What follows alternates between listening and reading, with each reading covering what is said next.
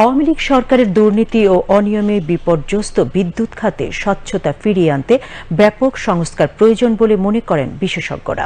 বিদ্যুৎ খাতের দুর্নীতি রোধে সমন্বিত মহাপরিকল্পনা গ্রহণ, নবায়নযোগ্য জ্বালানি নীতিমালা তৈরি ও জবাবদিহিতা নিশ্চিত করার উপরও গুরুত্ব দেন সংশ্লিষ্টরা। রিপোর্ট আরিফিন মাসুদের।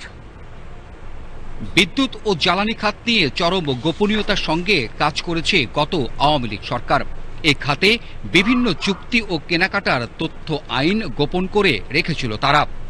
এ সকল চুক্তি পর্যালোচনা করার পাশাপাশি বিদ্যুৎ সরবরাহ আইন 2010 বন্ধের কথা বলেন গবেষণা প্রতিষ্ঠান সিপিডির পরিচালক খন্দকার গোলাম বজেম।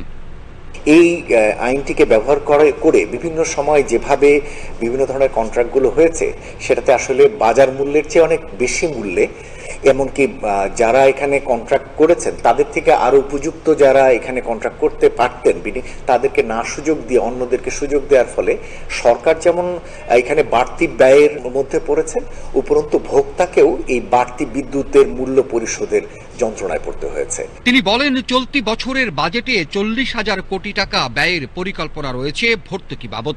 এ টাকার সংস্থানের পরিকল্পনা ছিল বিদ্যুতের দাম বাড়িয়ে। তবে বিদ্যুতের দাম না বাড়ানোর পরামর্শ সিপিডির এই গবেষকের, বরং আইনি ক্ষেত্রের ফাঁক ফোকরগুলো নিরসনের কথা বলেন তিনি। অর্থাৎ ক্যাপাসিটি পেমেন্ট দেবার যে আইনগত চুক্তি, আইনি ক্ষেত্রেই এই দুর্বলতাটা বা ফাঁকটা তৈরি করে রাখা হয়েছে। প্রতিষ্ঠানের অনিয়ম বলার চেয়ে সরকারের আইনি কাঠামোর একটা বড় রকমের ফাঁক এবং যেটা প্রকারান্তরে বিভিন্ন পক্ষকে সুবিধা দেয়া, সেটির জন্য আসলে এটি হয়ে গিয়েছে। টেকসই জ্বালানি খাত প্রতিষ্ঠায় নবায়নযোগ্য জ্বালানির ব্যবহার বাড়ানোর পরিকল্পনা গ্রহণের তাগিদ দেন এই গবেষক।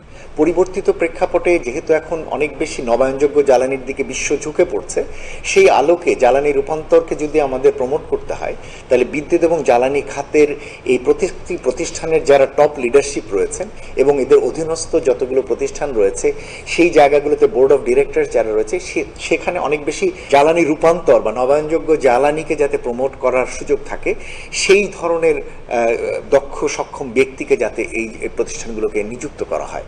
সিপিডির গবেষণা পরিচালক বলেন, জ্বালানি ও বিদ্যুৎ খাতে বাড়াতে হবে জবাবদিহিতা।